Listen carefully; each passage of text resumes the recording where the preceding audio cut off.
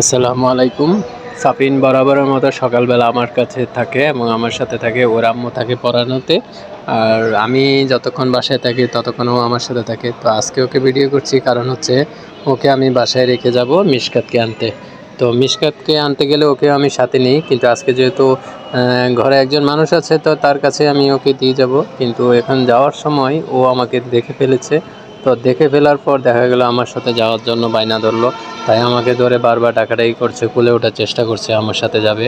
আর আজকের ভিডিওতে মূলত দেখাচ্ছি যে সাফিনের এই মুহূর্তগুলো, কারণ এই জিনিসটা ইদানিং প্রায়ই হচ্ছে, প্রতিদিন হচ্ছে। তো ওকে একটু খুশি করার জন্য ক্যামেরাটা সামনে রেখে আমি একটু বসলাম। তো আমার হাতে এই যে দেখতে পাচ্ছেন রেইনকোটটা এবং ছাতাটা। তো রেইনকোটটা মূলত মিশকাতের জন্য আর ছাতাটা আমার জন্য। তো ওকে আমি এখানে অনেকক্ষণ খেলাধুলা দিলাম। তো খেলাধুলা দেওয়ার পর একটা সময় আমি নিচে নেমে যাচ্ছি, তারপর দেখা গেল ও কান্না শুরু করে দিল। Tata tata. তো ওকে আমি এখন বাসায় রেখে চলে যাচ্ছি মিশকাতকে আনতে। তো মিশকাতকে আনতে যাই আমি প্রায় 12টার দিকে। তো সাফিন ততক্ষণে বাসায় থাকবে প্রায় 15-20 মিনিটের মতো। তো ওদের এই ছোটোবেলার এই সময়টা বা এই মুহূর্তগুলো আসলে আমার একটা স্মৃতি হয়ে থাকার জন্য এইভাবে ভিডিও করে নিচ্ছি। কারণ এখানে দেখা যায় যে ওদেরকে যখন আমরা ভিডিও শ্যুট করি তখন এই মুহূর্তটা কিন্তু পরবর্তীতে আর পাই না।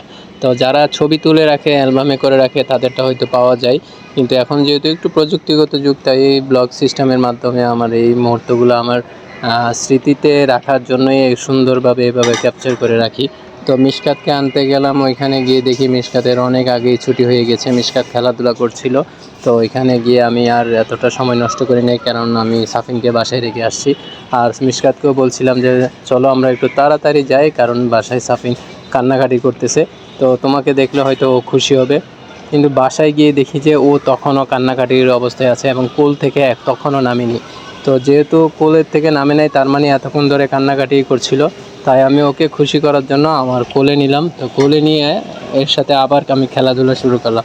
কারণ খেলতে গিয়ে একটা সময় দেখা গেল যে ও ভিডিও বা ক্যামেরা চালু করলে ও একটু হাসাহাসি খেলাধুলা করে। কিন্তু আজকে আমি ওকে যখন টাটা দিতে বলছি, ও হাতটা ভালো করে তুলছেও না। অর্থাৎ কান্না করতে করতে এতটা ক্লান্ত হয়ে গিয়েছে যে মানে আর হাত নাড়াচাড়াই করছে না। তো এই জিনিসগুলো আমার খুব ভালো লাগে এবং এদের এগুলো একসময় আমি মিস করব। তো এইভাবে ব্লগ আকারে থেকে যাক, তাই আপনাদের সাথে আজকে ভিডিওটা এইভাবেই শেয়ার করলাম। তো দেখা হবে নতুন কোনো ভিডিওতে। আল্লাহ হাফেজ।